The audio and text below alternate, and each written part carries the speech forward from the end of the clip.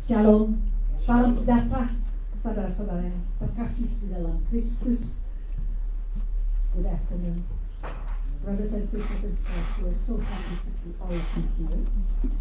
Marilah kita kembali bersekutu dan berhimpun dalam kebaktian dengan tema sebagai tawanan roh, becoming a captive of the Holy Spirit, yang akan dilayani oleh missionaries, pastor Min Guan Kim. Kami mengucapkan terima kasih pada beliau, juga kepada setiap pelayan ibadah yang terlibat dalam kebaktian hari ini. May I welcome everyone here in Maranatha Church with blessings. May worshiping at Maranatha nurture our faith, our hope, and love among each other. We are so grateful to have Pastor Min Guan Kim, who will serve the Lord today, and we will hear his sermon a little bit later. Marilah kita buka kebaktian hari ini dengan lagu Datang Roh Kudus, Come Holy Spirit.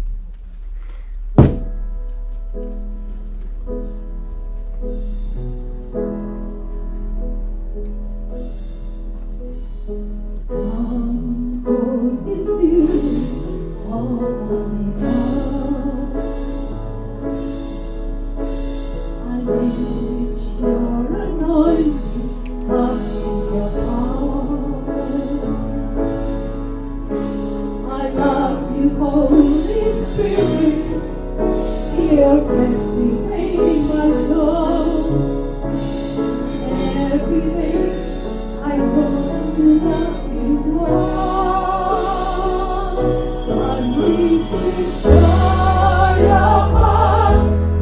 All my life in your hands. Going closer to you. I feel your power in you. Nothing compares to His best. When I can see you face to face, I worship you in spirit and in truth. Datang Roh Kudus, Aku rindu dengan niat yang baru, urapiku mengalir terhidu, mengalir pulihkanku. Kuasamu bebaskan diriku. Satu yang ku rindu, bersekutu denganmu. Bawaku lari-lari dari jalanmu. Nikmati hadiratmu, jamah seluruh hidupku. Kuasamu menyertai hidupku. Satu yang ku rindu, bersekutu denganmu. Bawaku lari-lari dari jalanmu. Nikmati hadiratmu, jamah seluruh hidupku. Kuasamu menyertai hidupku. Kuasamu menyertai hidupku.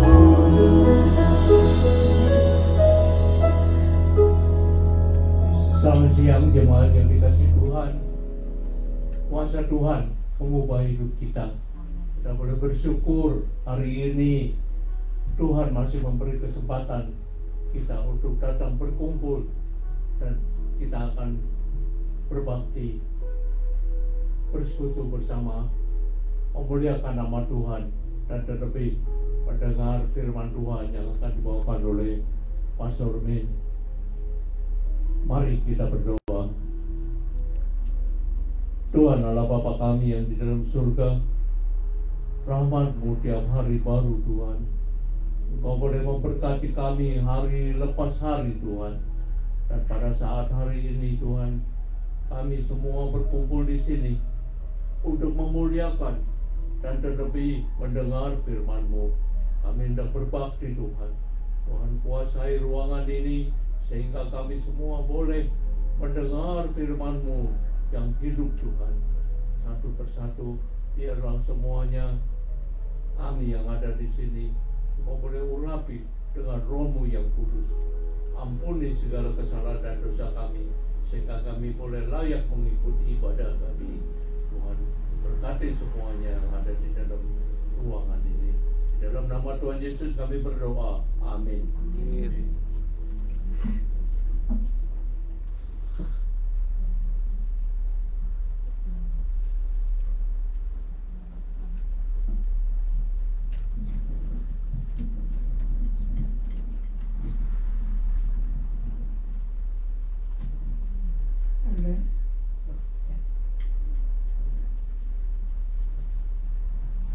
Lagu yang berikutnya kita mulai nyanyikan bulan yang lalu dan kita akan belajar lagi supaya kita lebih pintar ya. Dia diagungkan. He is exalted. Dan medley dengan besar Tuhan. Great is the Lord.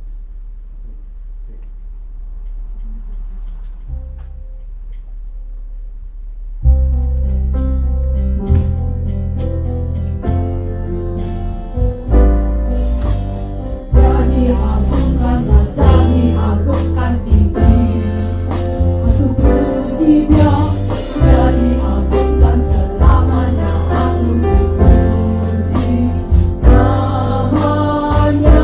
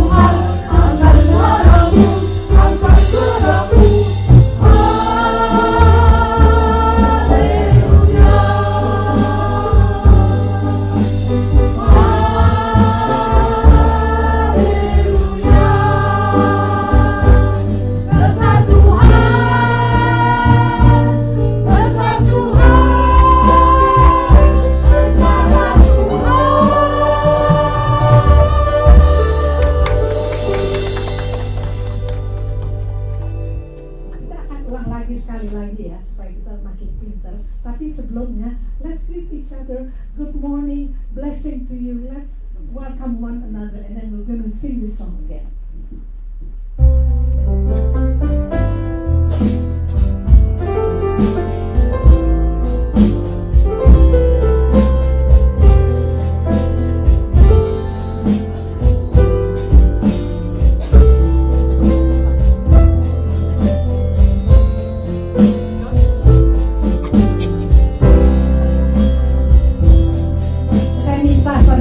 Kalau bisa berdiri, silakan berdiri. Let's stand up if you can. If not, ini still be seated. Jadi agungkanlah, jadi agungkan tinggi.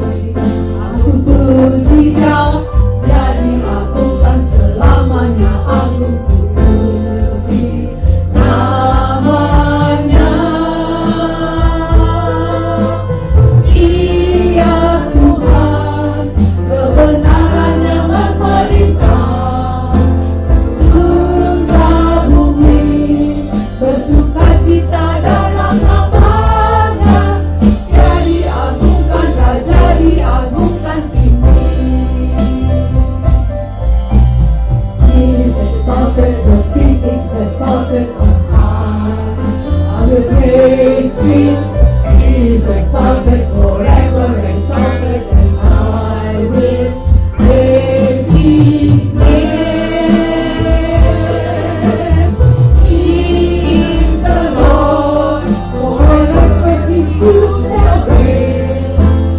Heaven and earth rejoice in His holy name. He is exalted, the King is exalted on high. Ia Tuhan, kebenarannya memerintah. Surga bumi bersukacita dalam namanya. Jadi agungkanlah, jadi agungkan tinggi. Jadi agungkanlah, jadi agungkan tinggi. Besar Tuhan, agung dan mulia. Besar Tuhan, Dia yang berkuasa. Besar Tuhan, angkat suaramu, angkat suaramu. Haleluya. Besar Tuhan, Ada yang berkuasa, penuh kasih agung mulia. Besar Tuhan, Allah yang setia, pengampun dosa manusia. Besar Tuhan, agung dan mulia. Besar Tuhan, Dia yang berkuasa. Besar Tuhan, angkat suaramu, angkat suaramu. Haleluya.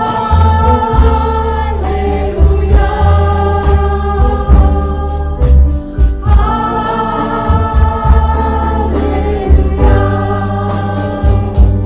Besar Tuhan, besar Tuhan, besar Tuhan. Great is the Lord. Lagu yang berikutnya, bila topan keras melanda hidupmu. In English, count your blessings when you're discouraged.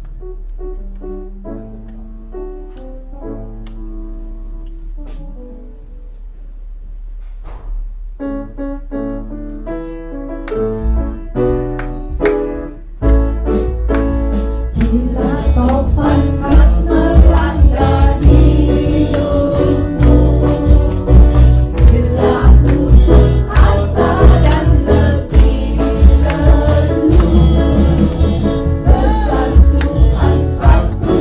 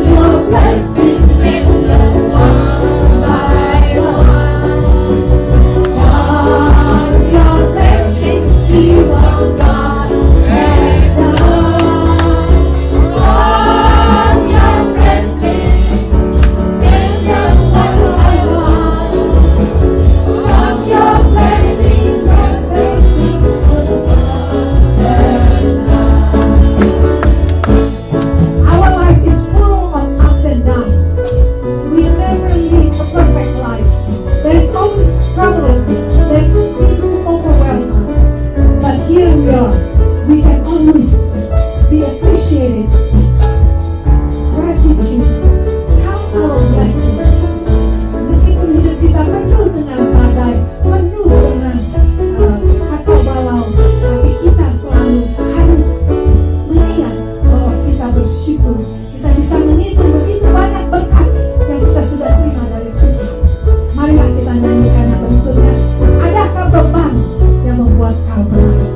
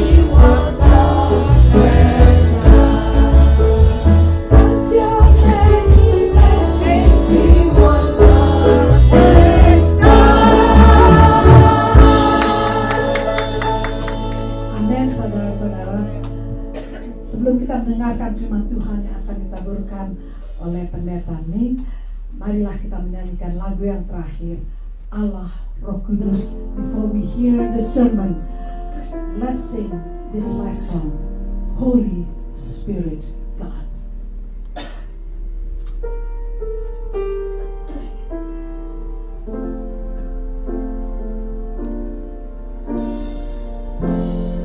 Allah Roh Kudus, penuhi kami, rindu Kau selalu dalam hidupku.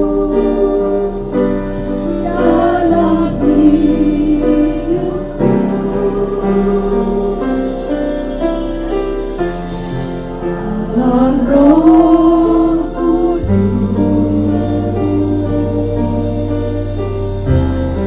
ubah hatiku,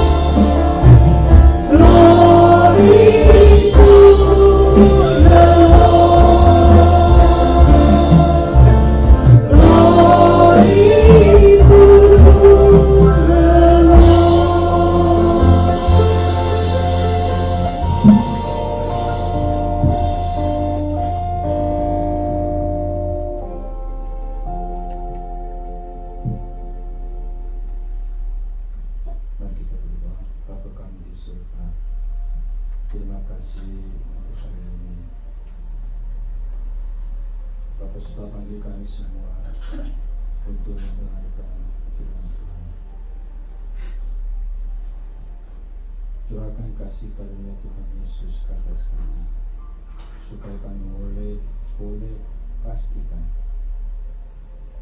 hati kami untuk menaati firman Tuhan yang akan kami dengarkan. Terima kasih Tuhan, jaga kami supaya roh iblis setan tidak boleh mengganggu kami. Dalam nama Tuhan Yesus kami berdoa. Amin.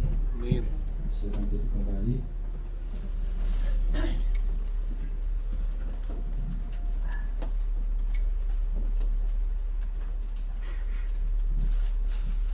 Ya, nama saya William Kim, Pastor Kim. Saya senang sekali ketemu sama Bapak Ibu di tempat ini. Hampir 1 tahun kan? Selama 1 tahun kita tidak kelihatan. Karena itu saya merasakan bahwa saya sangat mau bicarakan. Minta maaf karena saya jarang datang kemari.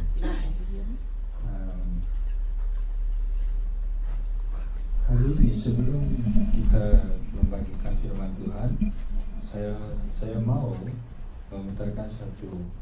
mempertunjukkan satu foto.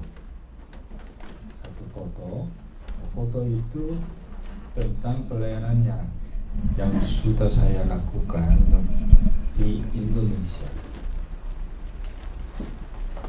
Bapak Ibu tahu apa ini?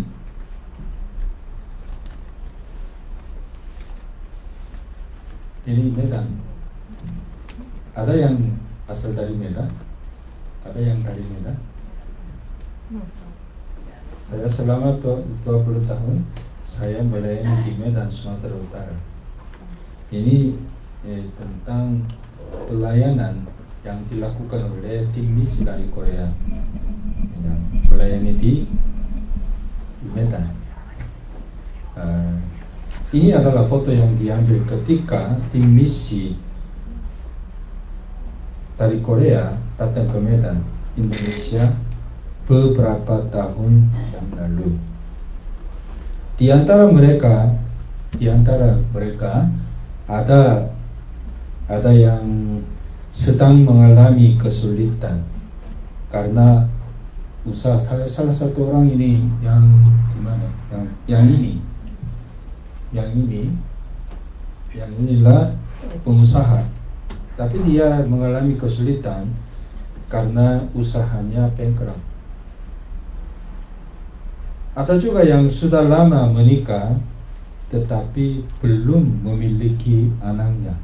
Yang ini. Sehingga mereka terus berdoa kepada Tuhan. Tapi selama 7 tahun sejak waktu mereka menikah, selama 7 tahun tidak ada anak. Beberapa orang lainnya hidup dalam kondisi ekonomi yang sulit.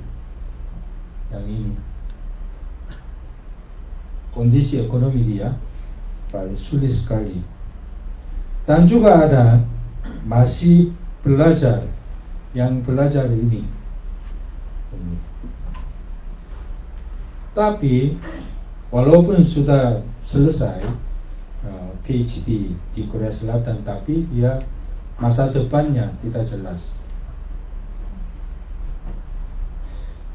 Menurut keadaan mereka, sebenarnya tidak mudah bagi mereka untuk datang ke Indonesia untuk pelayanan misi. Tapi mereka berusaha mengumpulkan uang, tanah, kemudian akhirnya datang ke Medan untuk pelayanan.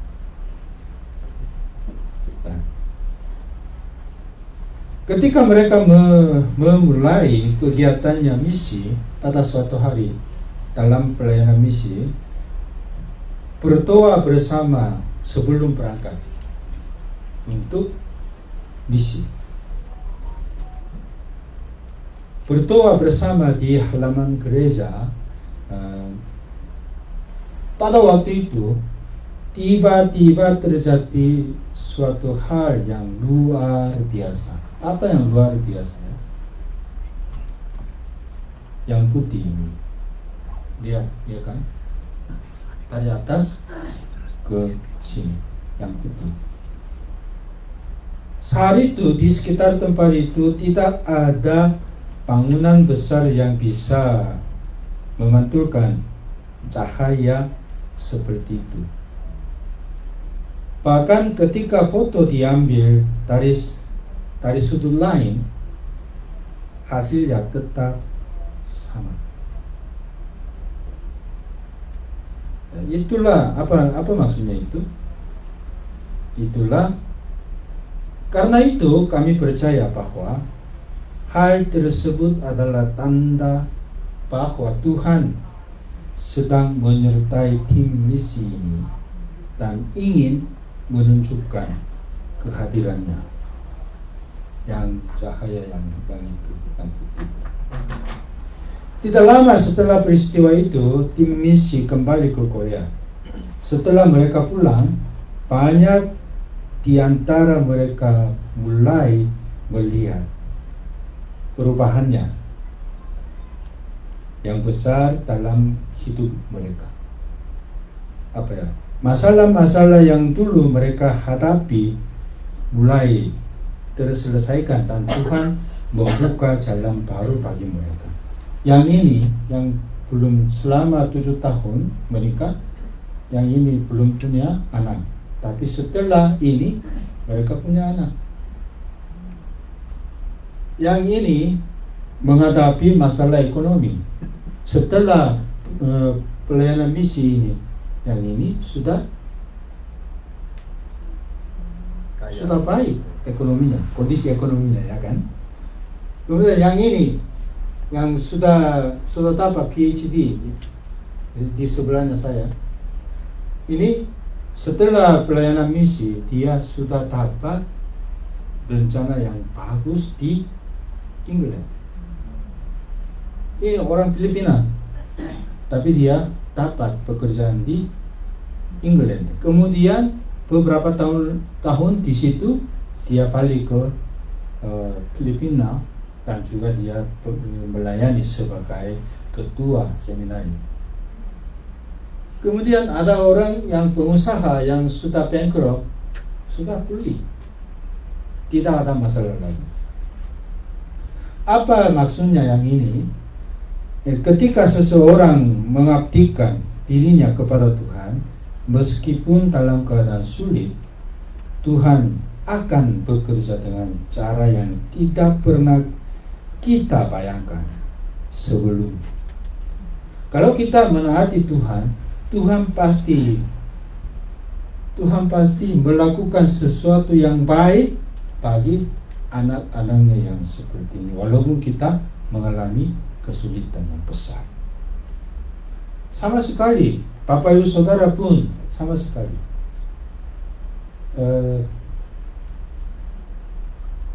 Sekali dua kali setahun, 2 kali setahun saya pergi ke Indonesia, Medan, sekitar Medan. Kondisi saya tidak cocok untuk itu. Uangnya tidak begitu cukup, kondisi kehidupan saya tidak begitu baik. Kemudian semuanya tidak cocok untuk ini. Tetapi saya berusaha mengumpulkan dana, bikin kondisi, dan juga situasinya membuka situasinya yang baik, walaupun ada kesulitan. Setelah saya pergi ke Indonesia dengan kondisi situasi yang seperti itu, Tuhan sudah banyak kali memberkati saya supaya saya bisa melakukan banyak hal untuk kemuliaan Tuhan. Bapak Ibu, memang health condition tidak baik, memang kondisi ekonomi juga tidak baik, memang ada banyak hal yang sulit, tapi Walaupun ada yang seperti itu, Bapak Ibu menaati Tuhan, pasti Tuhan akan menjaga Bapak Ibu dan membuat Bapak Ibu memenangkan jiwa dan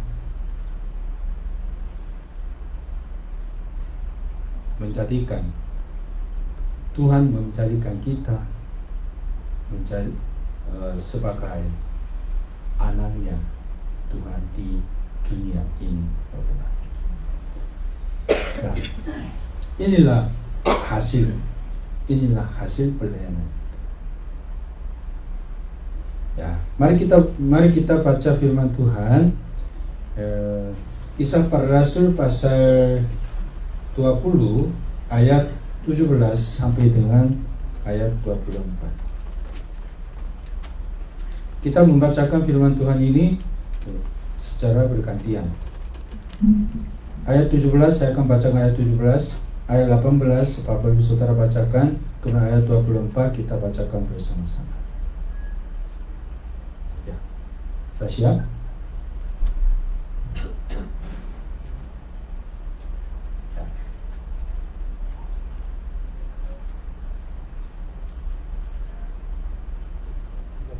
Siap ya? Oke. 17 saya akan bacakan. Bisa melihat? Sudah nampak? 17. Oh ya.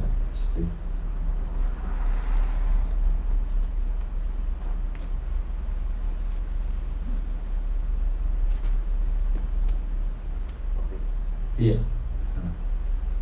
Saya akan bacakan 17. Karena itu ia menyuruh seorang dari Miletus ke Efesus dengan pesan supaya para penatua jemaat datang ke Miletus. Sesudah mereka datang, berkatalah ia kepada mereka, kamu tahu bagaimana aku hidup di antara kamu sejak hari pertama aku tiba di Asia. Dengan segala rendah hati aku melayani Tuhan. Dalam pelayanan itu aku banyak mencucurkan air mata dan banyak mengalami pencobaan dari pihak orang Yahudi yang mau membunuh aku. Sesungguhnya pun demikian aku tidak pernah melalaikan apa yang berguna bagi kamu. Semua aku beritakan dan aku ajarkan kepada kamu, baik di muka umum maupun di perkumpulan di rumah kamu. Aku senantiasa bersaksi kepada orang-orang Yahudi dan orang-orang Yunani supaya mereka bertobat kepada Allah dan percaya kepada Tuhan kita Yesus Kristus. Tapi sekarang sebagai tawanan roh, aku pergi ke Yerusalem dan aku tidak tahu apa yang akan terjadi atas diriku di situ.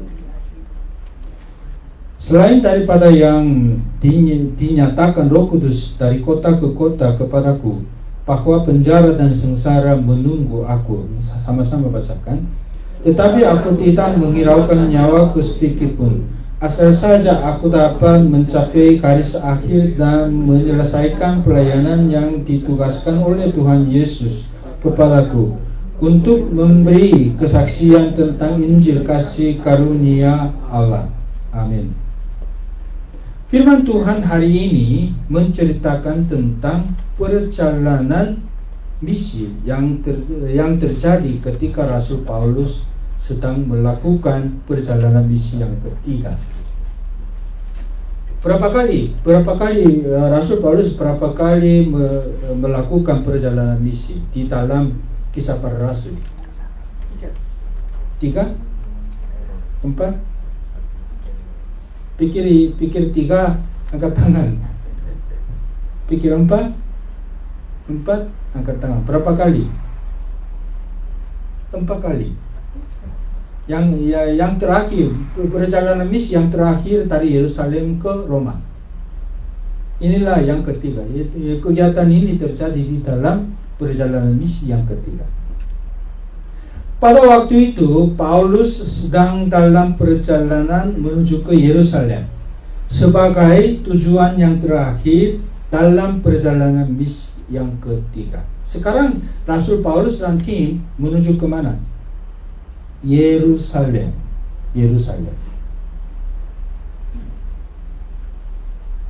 Di dalam jalur perjalanan itu tidak jauh dari jalur perjalanan itu menuju ke Yerusalem ada sebuah kota namanya Efesus. Bapak Ibu Saudara tahu Efesus ini apa? Kota apa ini Efesusnya? Di situ ada gereja Efesus. Dan juga Rasul Paulus melayani di situ berapa lama ya? 3,5 tahun.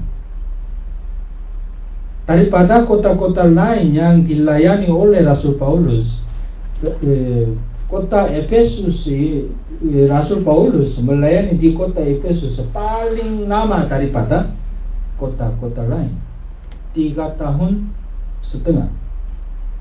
Kota itu adalah tempat yang ia melayani paling lama, kira-kira 3,5 tahun ya, dan menyaksikan karya Allah yang luar biasa. Itu kegiatannya itu ada di dalam Kisah Para Rasul pasal 20 ayat 1 sampai dengan ayat 16. Waktu Rasul Paulus melayani di sana, apa terjadinya? Tuh.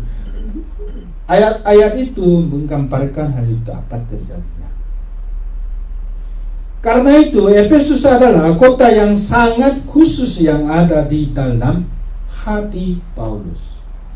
Karena Paulus sudah lama, 3,5 tahun melayani di sana, di Efesus.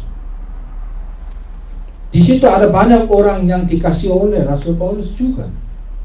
Kalau seseorang mengasihi orang lain itu pasti ada di dalam hatinya seseorang itu. Ia pasti sering teringat akan jemaat yang melayani bersama dengan dia di sana, di Efesus.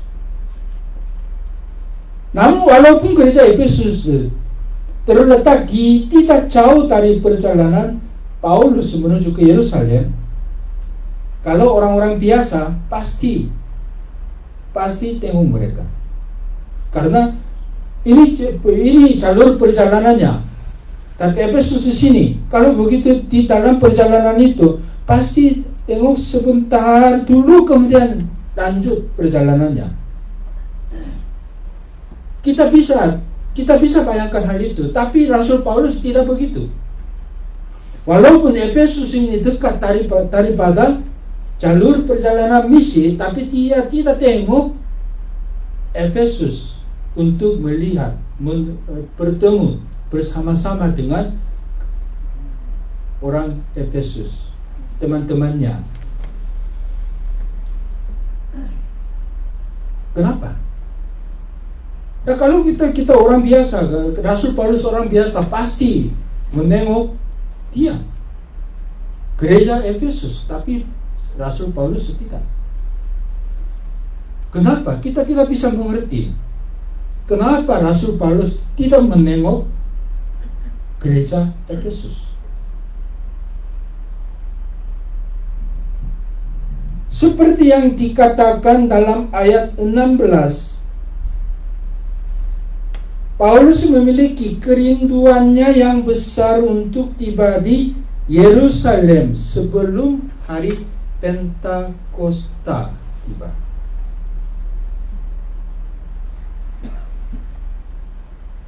Karena kerinduannya rohani itu, ia bahkan menahan keinginannya manusiawinya untuk bertemu dengan jemaat yang ia kasih.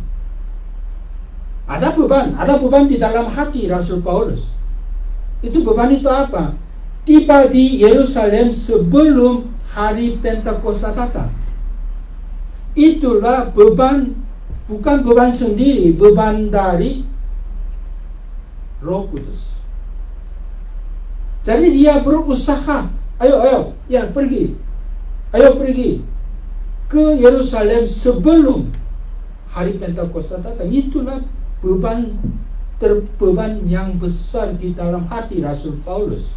Jadi dia itu begitu besar bebannya itu, jadi dia tidak menengok gereja Efesus, walaupun gereja Efesus dekat dari jalur perjalanan misi.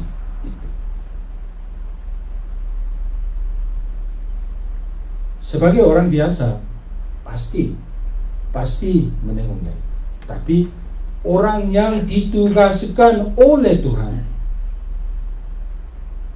sebagai orang yang sesuatu yang ditugaskan oleh Tuhan, pas dia itu begitu besar, begitu fokus pada tugasnya dari Tuhan, dia tidak menengok kemudian hanya fokus pada tugas hal itu dikasih oleh Tuhan.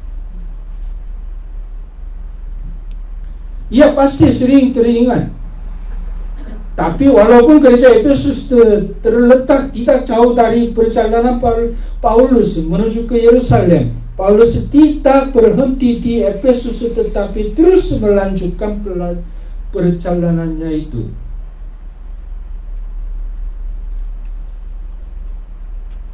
Paulus bertindak demikian karena ia memiliki keyakinan yang teguh bahwa Roh Kudus sendiri yang memanggil dan juga menuntunnya untuk pergi ke tempat itu, Yerusalem. Paulus menunjukkan hati yang tulus untuk menaati tuntunan Roh Kudus.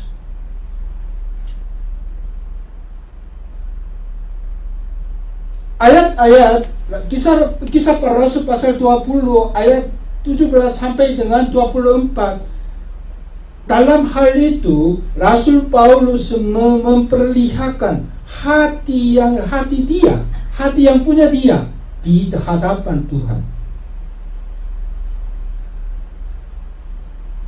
Paulus bertindak demikian karena ia memiliki keyakinannya yang teguh bahwa Roh Kudus sendiri yang memanggil dan menuntunnya untuk pergi ke tempat itu, Yerusalem.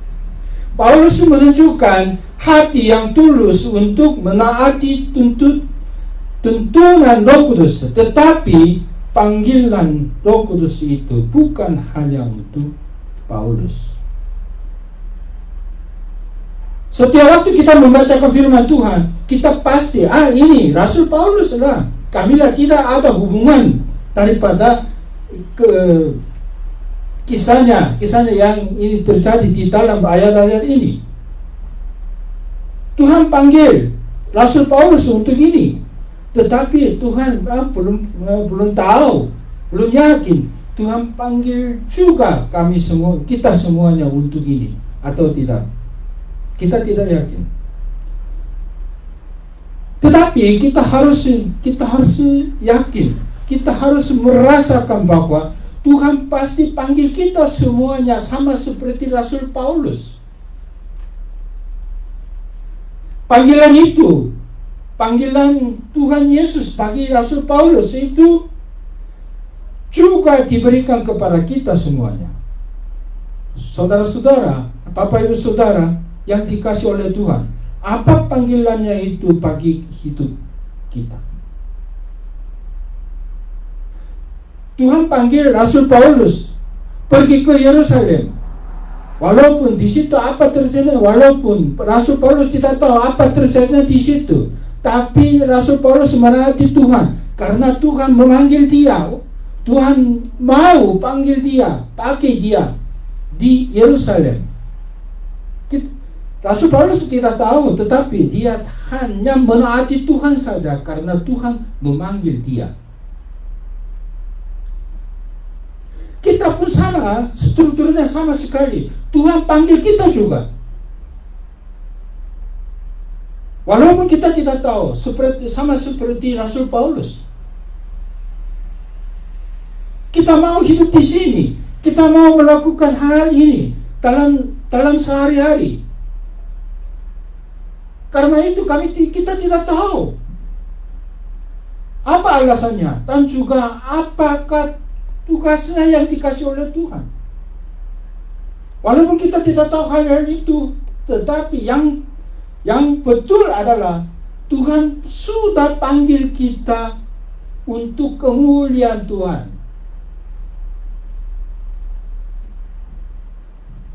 Apa panggilannya itu bagi hidup kita? dan siapa atau apa yang sedang menuntun langkah hidupnya kita sekarang. Jangan-jangan hidup Bapak Ibu sedang lebih dipengaruhi oleh hal-hal yang Bapak Ibu anggap mendesak, penting dan perlu, daripada oleh panggilan Tuhan yang sejati. Memang Rasul Paulus pun ada sesuatu yang dia sendiri mementingkan. Walaupun Rasul Paulus ada sesuatu yang dia sendiri pikir inilah penting, tapi dia tidak fokus pada hal itu.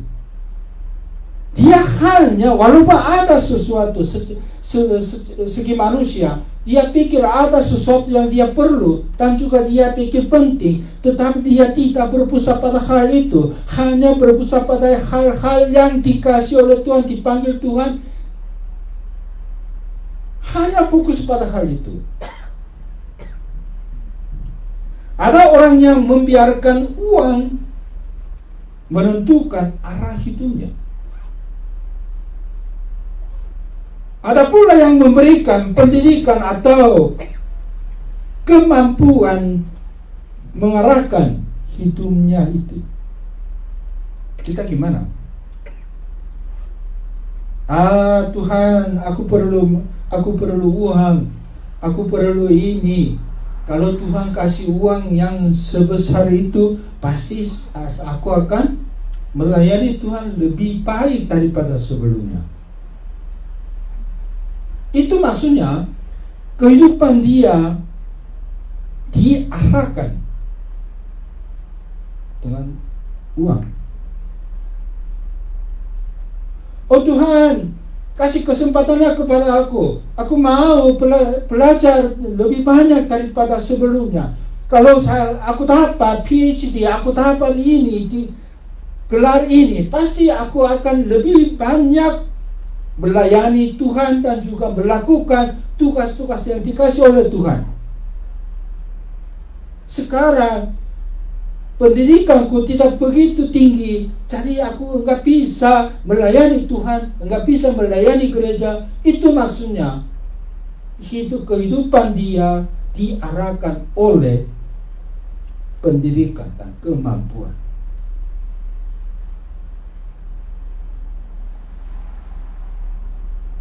Ada seorang pengusaha, usahaku lebih baik, berjalan lebih baik daripada sebelumnya. Pasti kalau gitu, aku diberkati Tuhan seperti itu, pasti aku akan lebih baik melayani Tuhan. Itu maksudnya. Itu enggak begitu salah, tetapi itu maksudnya kehidupannya dia pengusaha diarahkan oleh kebaikannya yang duniawi. Namun bagi orang percaya, arah hidupnya harus ditentukan oleh panggilan Tuhan saja. Jangan diarahkan oleh uang, jangan diarahkan oleh pendidikan, jangan diarahkan oleh kemampuan, jangan diarahkan oleh apa-apa saja di duniawi.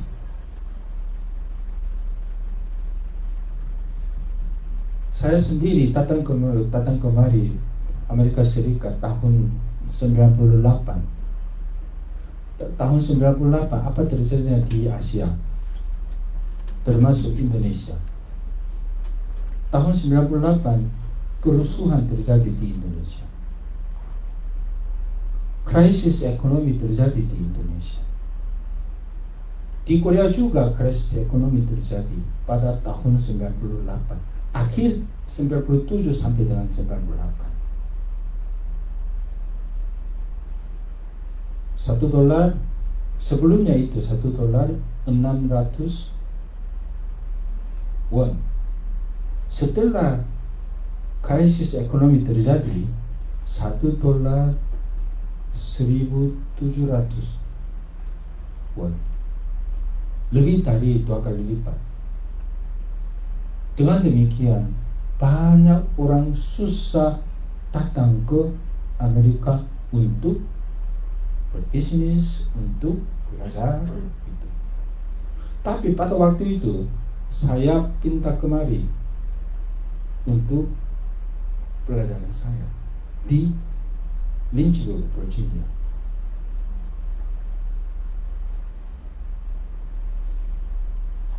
Waktu saya belajar, kondisi sekitar saya tidak begitu cocok.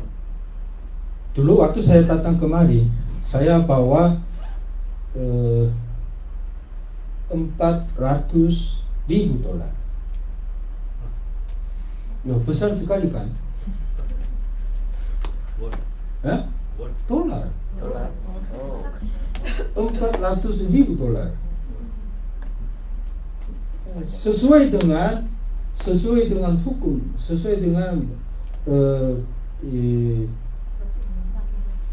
peraturannya ya. Sesuai dengan peraturan Korea Selatan tidak boleh bawa $400.000 ke Amerika. Jadi sebelum datang kemari, saya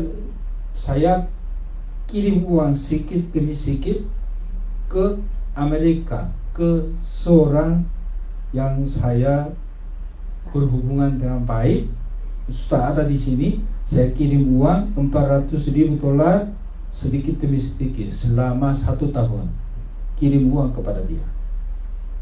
Setelah saya tiba di sini, saya pergi kepada dia dan juga minta uang saya kepada dia.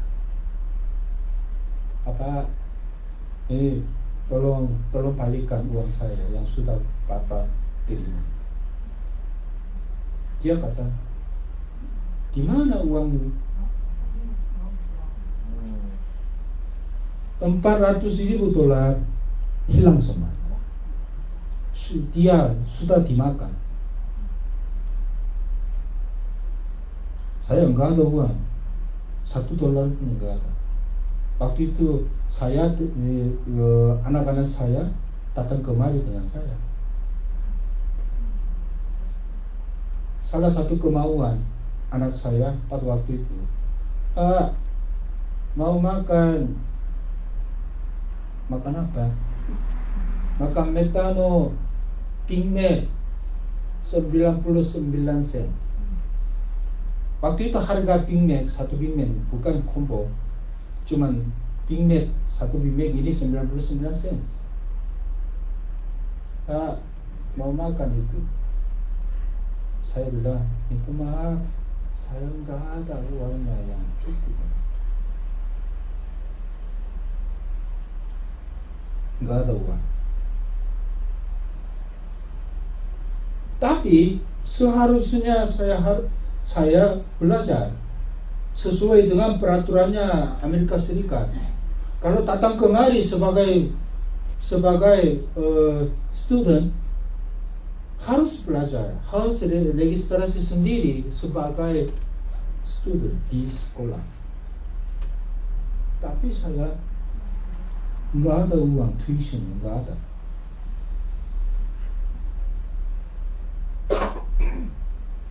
Karena itu saya bekerja di on campus. Waktu bekerja di sana, saya jatuh, kemudian ini patah ini tangannya. Saya kerja. Pada waktu itu, pada suatu hari, Tuhan panggil saya, "Hei, kamu bisa melayani aku di Indonesia." Pak, saya tidak tahu. Papa, saya tidak tahu di mana Indonesia. Saya belum pernah pengalamannya di Indonesia. Gimana? Papa, aku tidak bisa. Enggak mau. enggak ada uang, enggak, kondisinya enggak cocok. Anak-anak saya cuma mau makan Big Mac 99 sen.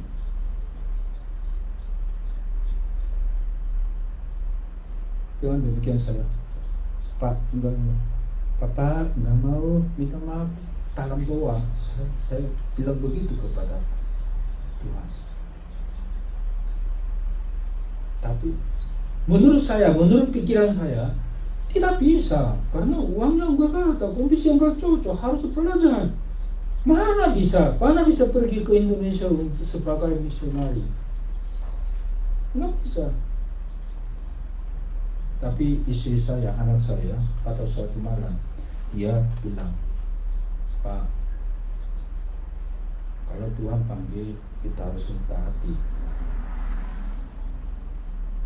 Jadi saya tidak pikir lagi. Oke. Karena istri saya, anak saya sudah bilang begitu. Itu cuman bukan suara saya, anggap suara itu bukan suara mereka, suara Tuhan. Jadi saya, walaupun mereka bilang, tapi saya anggap inilah dari Tuhan. Jadi saya memastikan hati saya untuk pergi ke Indonesia.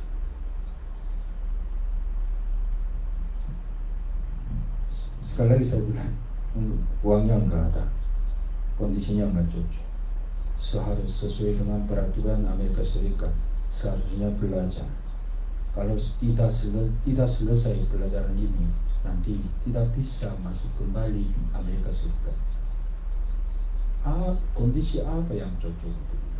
Tapi saya cuma menaati saja keinginannya Tuhan.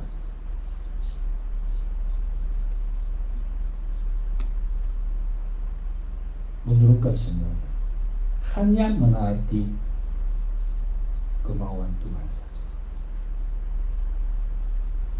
Setelah itu Tuhan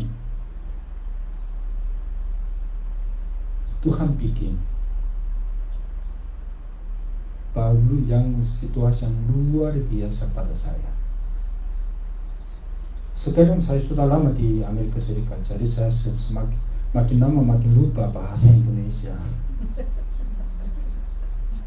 Tetapi dulu saya bisa menerjemahkan bahasa Indonesia ke bahasa Korea, bahasa Indonesia ke bahasa Inggris. Tidak ada orang yang sama seperti saya di dalam Korea, di dalam society orang Korea di Indonesia. Dan juga banyak hasil pelayanan yang luar biasa terjadi.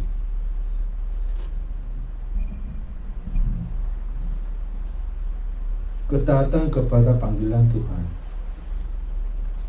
ada kalanya kita perlu lelah meninggalkan hal-hal yang kelihatannya baik dan penting menurut pandangan kita sendiri.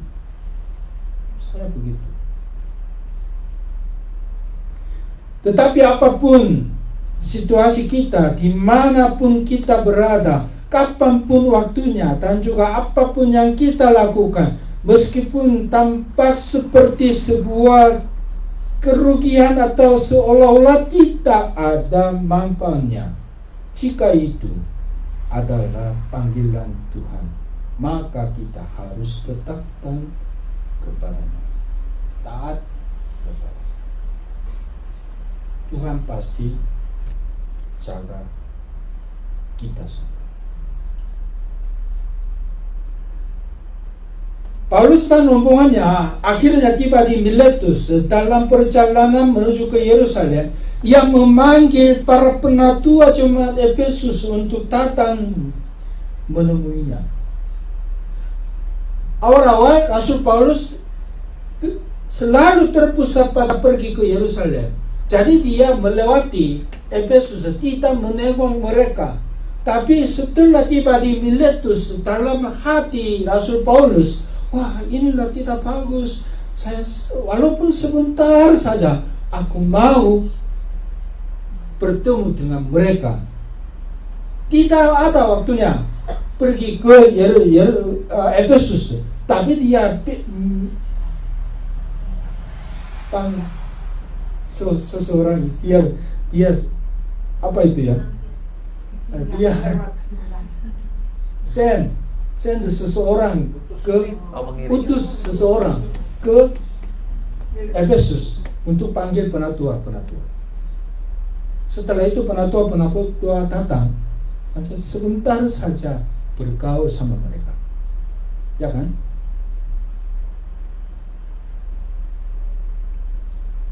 Sesampainya mereka di Miletus, Paulus langsung menceritakan kepada mereka bagaimana ia telah melayani Tuhan di Efesus dengan penuh kesetiaan. Ayat 17, 18, 19, dia menceritakan hal itu. Bagaimana, apa hasilnya, bagaimana caranya melayani di Efesus. Paulus mengakui juga bahwa kini ia sedang menuju ke Yerusalem karena panggilan Roh Kudus. Dia menceritakan apa yang dia lakukan di Efesus dan lain-lain. Setelah itu dia begitu bilang kepada mereka, penatua-penatua gereja Efesus, aku sekarang menuju ke Yerusalem karena tawanan Roh Kudus ada di dalam hatinya. Dulu dia tawanan Roh Kudus, dia melayani di Efesus, tapi sekarang tidak begitu. Tidak ada tawanan Roh Kudus di Efesus. Cuma sesuai dengan tawanan Roh Kudus, dia pergi ke Yerusalem. Itu maksudnya minta maaf kepada penatua-penatua gereja Efesus. Minta maaf, sekarang dulu ada tawanan Roh Kudus di Efesus, tapi sekarang ada juga tawanan Roh Kudus lain ke Yerusalem. Jadi saya tidak sempat menengok kalian. Minta maaf sekali atas hal itu.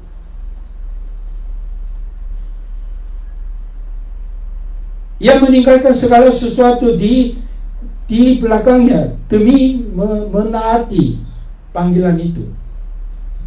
Mungkin melalui kata-kata ini Paulus juga sedang memohon dengan tulus agar para penatua gereja Efesus mendoakannya. Paulus tidak tahu apa yang menantinya di Yerusalem. Paulus sudah bilang begitu, aku tidak tahu apa terjadinya di Yerusalem, tapi hanya sesuai dengan panggilan Tuhan, aku sekarang menuju ke Yerusalem, walaupun tidak tahu apa terjadinya.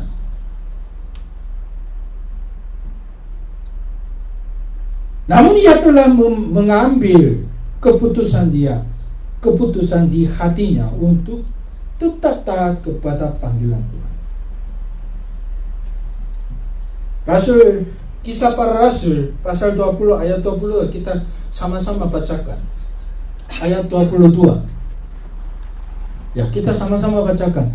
Tetapi sekarang tawanan Roh Kudus, aku pergi ke Yerusalem dan aku tidak tahu apa yang akan terjadi atas diriku di situ. Iya kan? Ia tidak tahu apa terjadi di atasnya, Rasul Paulus di situ. Ayat 23 kita sama-sama bacakan sekali lagi. Selain daripada yang dinyatakan Roh Kudus dari kota ke kota kepadaku, bahwa penjara dan sengsara menunggu aku. Mungkin walaupun Rasul Paulus tidak tahu apa terjadi di Yerusalem, tetapi mungkin dia pikir di situ mungkin ada penjara dan sengsara menunggu dia. Karena Roh Kudus dan juga orang-orang teman-teman sering bilang kepada Rasul Paulus, di situ sangat bahaya. Kalau kamu ke Yerusalem pasti ada sengsara penjara. Jadi jangan pergi ke sana. Tetapi Rasul Paulus sudah ada tawanan Roh Kudus pergi ke Yerusalem. Jadi walaupun teman-teman jangan pergi ke Yerusalem. Kalau kamu pergi ke sana pasti ada penjara dan sengsara. Yang itu sangat bahaya. Jangan pergi ke sana. Tapi walaupun mereka bilang begitu, dia tetap menetapkan hatinya. Aku mau pergi ke Yerusalem walaupun ada penjara dan sengsara. Tuhan sudah panggil aku ke Yerusalem. Dia bilang begitu.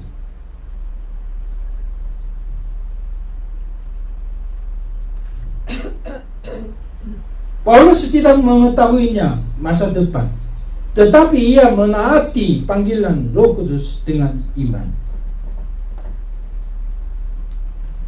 Ya, sama seperti itu, kita semuanya telah menerima panggilan dari Tuhan.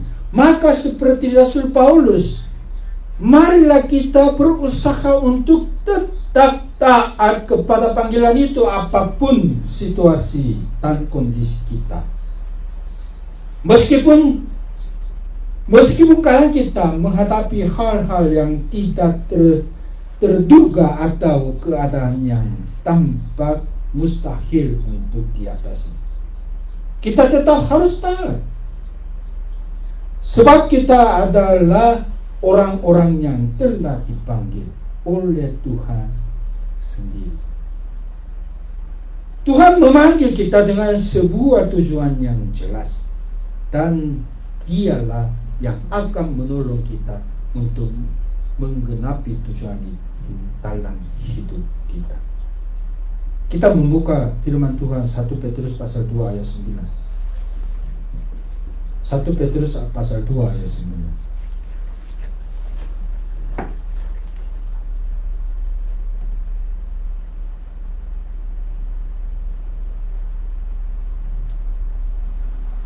Ya, 1 Petrus pasal 2 ayat 9. Ya, saya akan bacakannya. Tetapi kamulah bangsa yang terpilih, imamat yang rajani, bangsa yang kudus, umat kepunyaan Allah sendiri, supaya kamu memberitakan perbuatan-perbuatan yang besar dari Dia yang telah memanggil kamu keluar dari kegelapan kepada terangnya yang ajaib. Bapak Ibu Saudara, pikirkan hal ini. Apa maksudnya ini? Tetapi kamulah bangsa yang terpilih, imamat yang rajani, bangsa yang kudus, umat kepunyaan Allah sendiri. Apa maksudnya ini? Coba pikirkan. Apa maksudnya? Kamulah orang Kristen, kamulah umat Allah. Rasul Petrus mementingkan hal itu. Dia bilang 4 kali.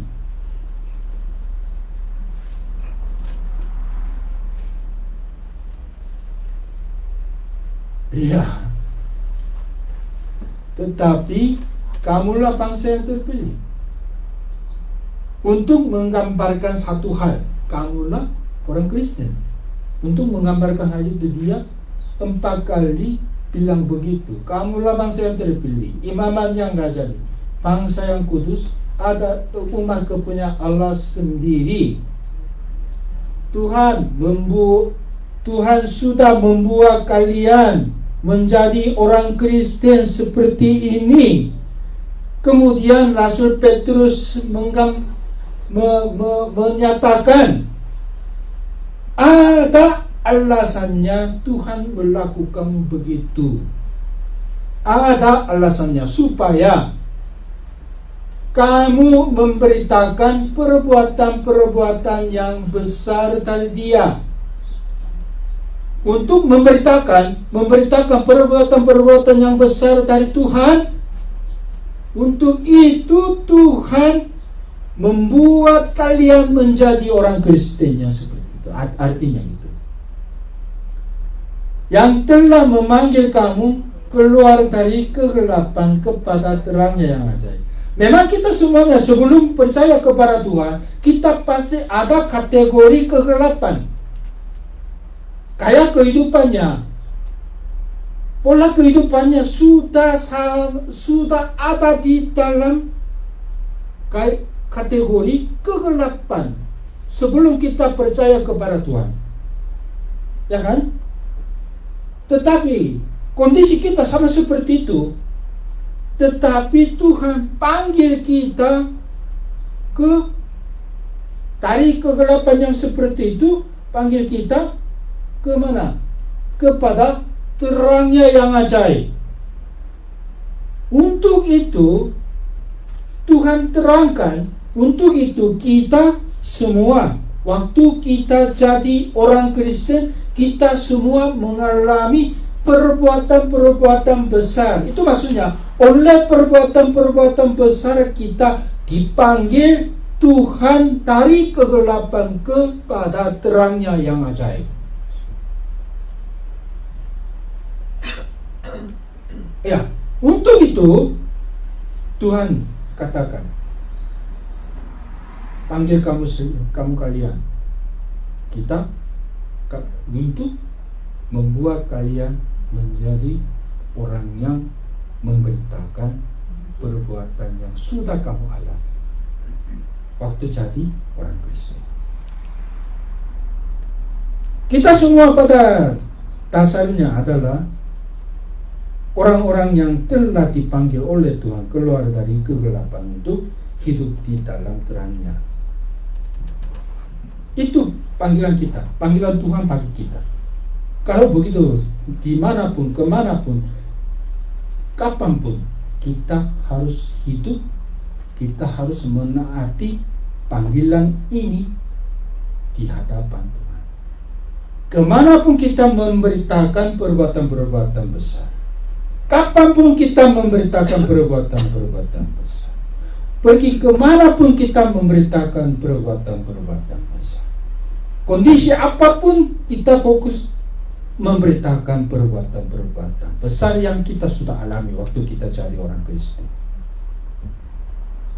Itulah panggilannya. Dengan kondisi apapun, dengan suasana apapun, kita harus berbesar pada hal itu. Itulah kenapa, itulah karena tawanan Roh Kudus, sebagai tawanan Roh Kudus. Amin. Mari kita berdoa. Bapa kami di surga, terima kasih untuk hari ini. Tuhan sudah kasih kesempatan, kami sudah mendengarkan, menggalikan firman Tuhan. Tuhan curahkan kekuatan-Mu ke atas kami, supaya kami boleh hidup sesuai dengan firman Tuhan yang sudah kami dengarkan. Terima kasih Tuhan, dalam nama Tuhan Yesus kami berdoa. Amin.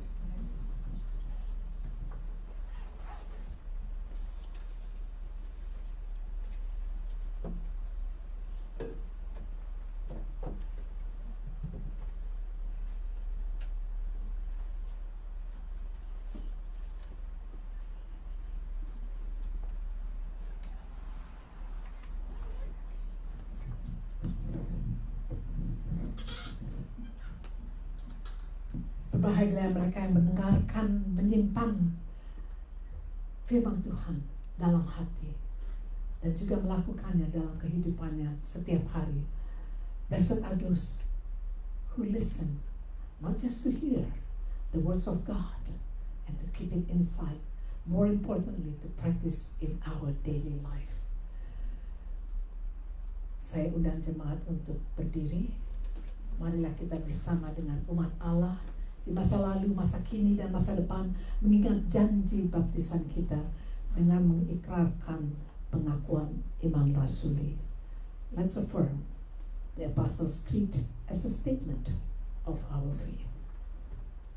Aku percaya kepada Allah Bapa yang Maha Kuasa, Khalik langit dan bumi, dan kepada Yesus Kristus, Anak yang tunggal Tuhan kita, yang dikandung daripada Roh Kudus, lahir dari anak darah Maria, yang menderita sengsara di bawah pemerintahan Pontius Pilatus, disalibkan, mati dan dikuburkan, turun ke dalam kerajaan maut. Pada hari yang ketiga, bangkit pula dari antara orang mati, naik ke surga, duduk di sebelah kanan Allah, Bapa yang Maha Kuasa. Dan dari sana ia akan datang untuk menghakimi orang yang hidup dan mati.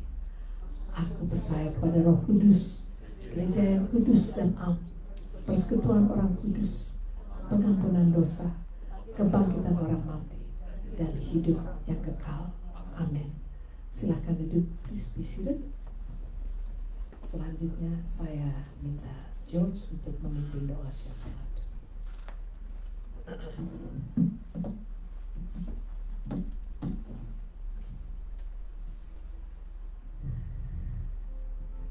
Shalom saudara-saudara. Terima kasih untuk Pastor Kim. Kamsahamnida. Mari kita berdoa bersama. Bapa di surga, kami mengucap syukur untuk firman-Mu hari ini yang mengingatkan kami agar hidup sebagai tahanan roh, pribadi yang mau dipimpin dan dikendalikan sepenuhnya oleh Roh Kudus dalam setiap langkah hidup kami. Terima kasih Tuhan untuk kasih dan penyertaan-Mu dalam ibadah hari ini.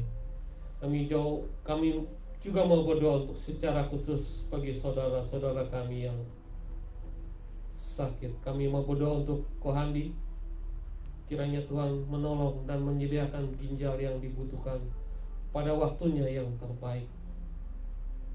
Kami serahkan Tante Riana dan anak-anaknya, Tante Orga, Tante Juliana,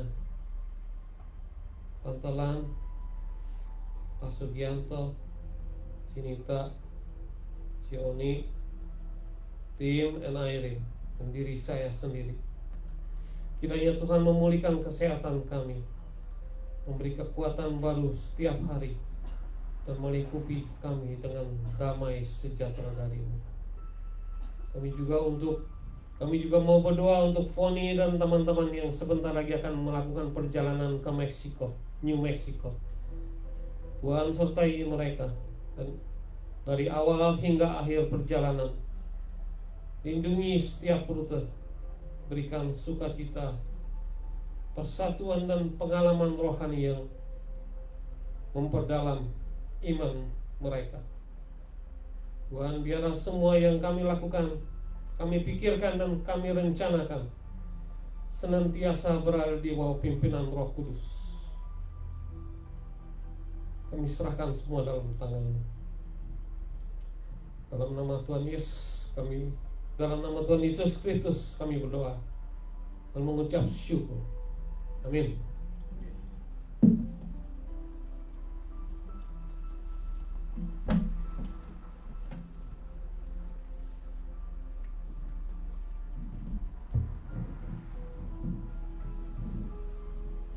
Marilah kita menyanyikan lagu persembahan I Thank You Lord for the Trials, dan Saudara Yusuf yang akan melayani persembahan hari ini.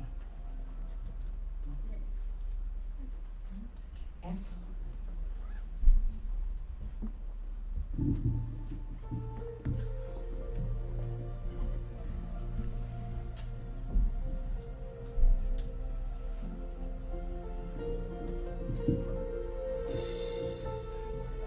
I thank you, Lord, for the trials that come my way. In that way I can grow each day as I let you lead. And thank you, Lord, for the patience the trials bring. In that process of growing, I can learn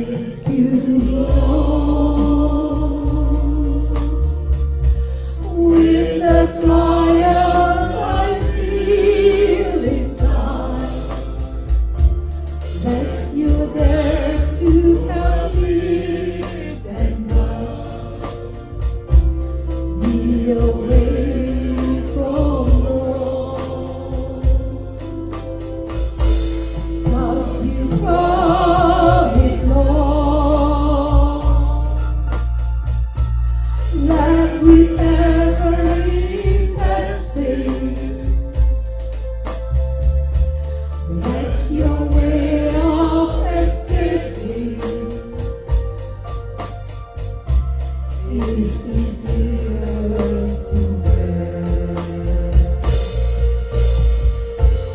I thank you, Lord, for the victory that flowing brings. We surrender of everything. Life is so worthwhile, and I thank you, Lord, that when everything is good in place, out in front I can see your face, and it's there you belong. But it goes against the way I am to put my human nature down and let the Spirit take control of all I do. Cause when those trials come, my human nature shouts the thing to do, and God's soft indemnities and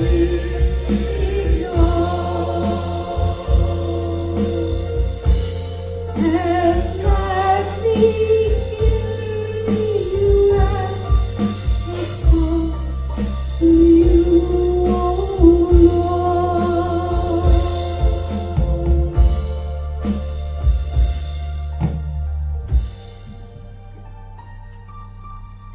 Marilah kita berdoa. Ya Bapak, kami telah berkumpul untuk memuji dan memuliakan nama-Mu di tempat ini. Terima kasih atas berkat dan anugerah yang telah Kau limpahkan dalam kehidupan kami setiap hari. Tibalah saat yang kami membutuhkan berkat tersebut untuk membangun dan perluas kerajaan-Mu. Kiranya persembahan tersebut dapat digunakan untuk memuji dan memuliakan nama-Mu di gereja ini. Angkatlah tangan-tangan yang telah memberi maupun yang belum sempat memberi. Inilah doa kami untuk persembahan yang telah terkumpul pada hari ini. Dalam Tuhan Yesus Kristus kami berdoa. Amin.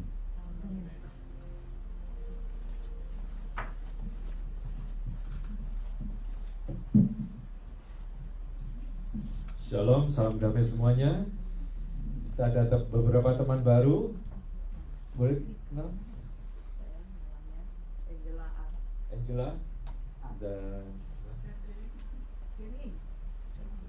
siapa? Chun Ing. Dulu Aling kan namanya. Oh, oke. Lalu ini cecenya Cioni. Meti. Oke. Kid, are you the first time come here? No, several times. Okay. So, okay. Welcome, selamat datang dan selamat kenal. Dan minggu depan firman Tuhan akan disampaikan oleh Pastor Musiko Ponirin. Dan hari ini kita akan beberapa orang, 15 orang, 15 people will go to New Mexico mengunjungi Pastor Jim. Dan kita mau, Pastor Jim itu yang dulu memberikan tempat ini. Jadi kita mau mengucapkan terima kasih dan juga Thanksgiving untuk beliau. Dan juga ini kalau mau memberikan ucapan Thanksgiving untuk Pastor Jim juga boleh masukkan ini uang atau ya uang. Ya kita juga tadi ceritanya sebetulnya ada pertanyaan tadi. Jadi Efesus di Turki, ya Pak, Efesus di Turki dan Paulus 3 kali ke sana, misi utama major, kemudian dia ditangkap dan dibawa ke Roma jadi 4 kali. Ya, ada tambahan? Tidak ada. Thank you, Andre. Daftar. Natal. Oh, Natal tanggal 13. Oh iya. Jamnya udah ada belum? Jam 4.30. 4.30. Jadi Natal akan diadakan pada hari Sabtu 13 Desember jam 4.30 sore. Marilah saya undang saudara-saudara untuk bangkit berdiri. Kita akan menyanyikan lagu yang terakhir, Maranatha, sebelum Pastor Kim, Pastor untuk menyampaikan berkat. We will sing the last song Maranatha before Pastor Kim deliver the benediction.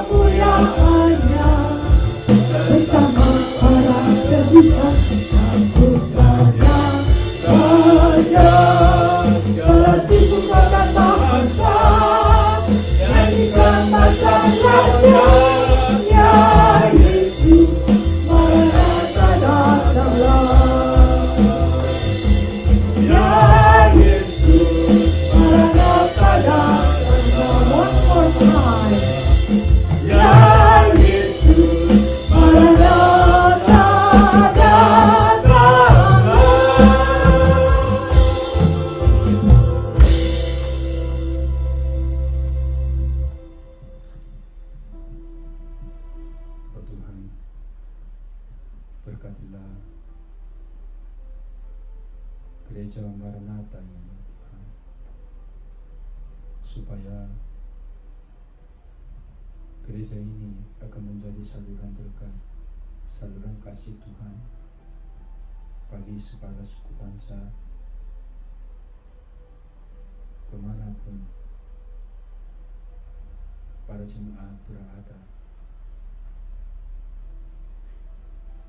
Oh Tuhan, sentuhlah tangan Tuhan di atas orang-orang yang sakit. Sesuai dengan anugerah Tuhan, mereka cepat sembuh dan juga dapat kekuatannya dari Tuhan untuk menjalankan panggilan Tuhan kemanapun mereka pergi, dimanapun mereka berada. Oh Tuhan, berkatilah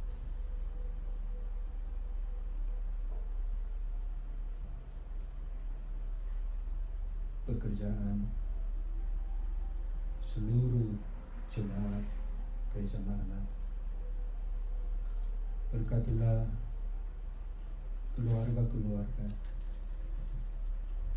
keluarga yang ada di dalam gereja Maranatha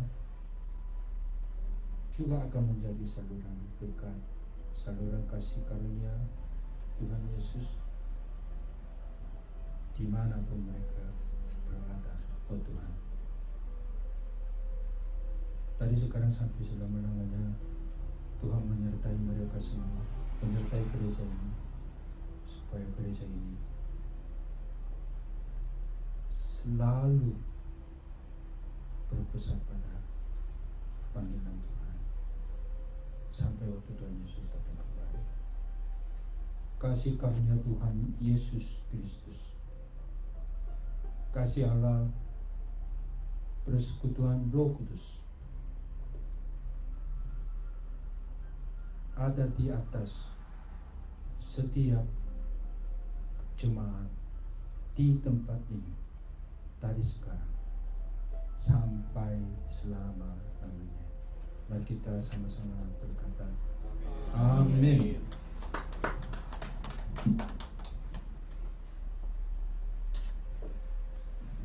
Saat teduh mulai.